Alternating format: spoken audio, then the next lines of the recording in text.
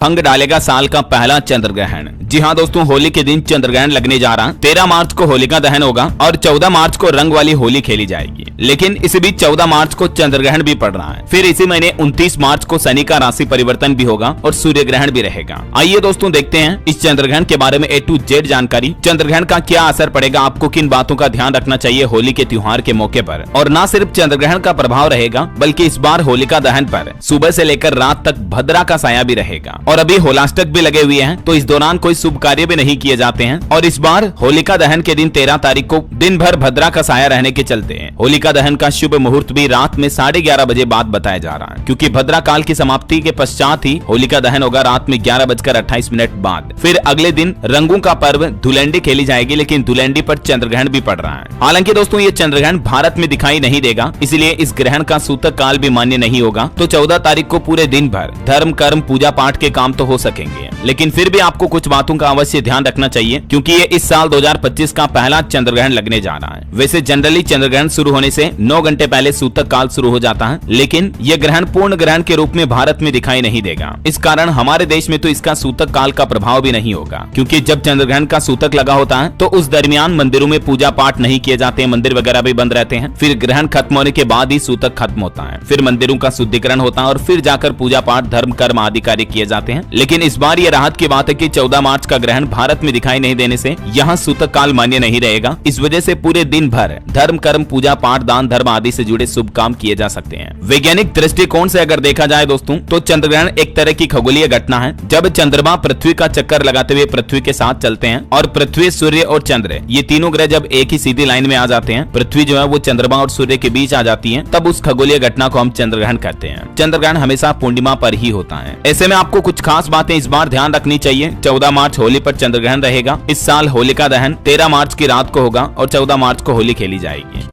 ऐसे में आपको कुछ खास बातें इस बार ध्यान रखनी चाहिए। 14 मार्च होली पर चंद्र ग्रहण रहेगा। इस साल होलिका दहन 13 मार्च की रात को होगा और 14 मार्च को होली खेली जाएगी। ये चंद्र ग्रहण भारत में तो दिखाई नहीं देगा, लेकिन अमेरिका, वेस्ट यूरोप, पैसिफिक और वेस्ट अफ्रीका में दिखाई देगा। भारतीय समय अनुसार अगर चंद्र ग्रहण के समय की बात करें तो सुबह 10:39 से शुरू होगा, जो कि दोपहर 2:18 पर समाप्त होगा। फिर दोस्तों इस चंद्र ग्रहण के बाद इसी महीने 29 मार्च को चैत्र अमावस्या पर सूर्य ग्रहण भी होने जा रहा। हालांकि ये सूर्य ग्रहण भी भारत में दिखाई नहीं देगा, इसलिए इसका सूतक काल भी मान्य नहीं होगा। तो चैत्र अमावस्या से जुड़े भी सभी धर्म कर्म पूरे दिन किए जा सकेंगे। और ये आने वाला सूर्य ग्रहण भी north west Africa, Europe, north रूस में दिखाई देगा। और 30 मार्च से ही हिंदी पंचांग का नव संवत भी शुरू हो जाएगा। 2082 विक्रम संवत 2082 की शुरुआत होगी और इसी दिन से गुड़ी पड़वा भी मनाया जाएगा और चैत्र नवरात्रि की भी शुरुआत होगी। और दोस्तों हर साल चैत्र नवरात्रि के साथ ही हिंदू नववर्ष शुरू हो जाता है। इस बार विक्रम संवत 2082 शुरू होगा, जो अभी 2081 चल रहा है वो समाप्त हो जाएगा। ये विक्रम संवत की शुरुआत मध्य प्रदेश उज्जैन के राजा विक्रमादित्य ने की थी, इसलिए उनके नाम पर इस संवत को विक्रम संवत कहा जाता है। जैसे अभी अंग्रेजी वर्ष के हिसाब से 2025 चल रहा, हिंदी नववर्ष के हिसाब से अब 2082 शुरू हो जाएगा। ठीक है, तो ये तो कुछ खास बातें हो गई। अब देखते हैं दोस्तों, जैसा कि मैंने आपको बताया चंद्र ग्रहण लग रहा है इस बार होली पर, तो चंद्र ग्रहण का ज्योतिषीय, धार्मिक और वैज्ञानिक तरीके से कई महत्व होता है।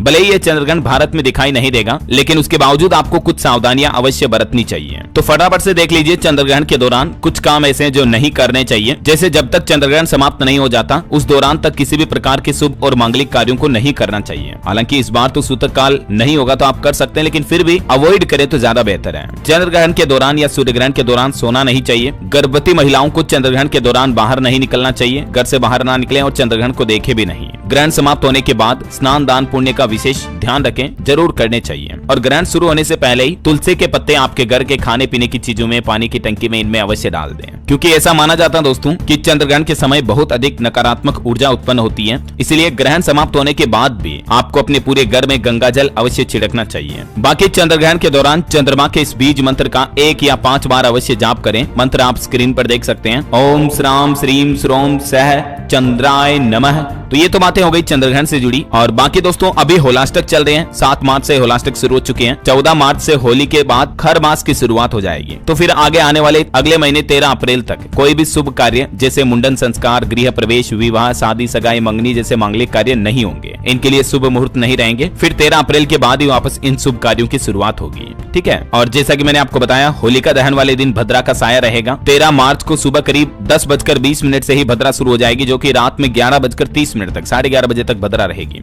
और भद्रा के समय होलिका दहन नहीं करना चाहिए। इस कारण इस बार होलिका दहन भी 13 मार्च की रात में 11:30 बजे बाद ही करना ज्यादा शुभ रहेगा। फिर दूसरे दिन 14 मार्च से रंग वाली होली रहेगी और इसके साथ ही खरमास शुरू हो जाएंगे। और वहीं दोस्तों इस साल का दूसरा चंद्रग्रहण जो होगा मार्च के बाद, वो 7-8 सितंबर को लगेगा। वो पूर्ण चंद्रग्रहण होगा और भारत में भी दिखाई देगा। ठीक है, तो ये दोस्तों चंद्रग्रहण, होलिका दहन, धुरंडी से जुड़ी कुछ खास महत्वपूर्ण बातें आपको जरूर जानने मिली होगी। वैसे आप कौन से राज्य में रहते हैं और आपके राज्य में दोस्तों होली के त्योहार को कैसे मनाया जाता है, कमेंट करके बताइए। हमारे इधर तो बड़ी ही धूमधाम से मनाते हैं, पानी रंगों के साथ। अगर आप भी होली खेलें तो सावधानी से खेलें। बाकी इस वीडियो को लाइक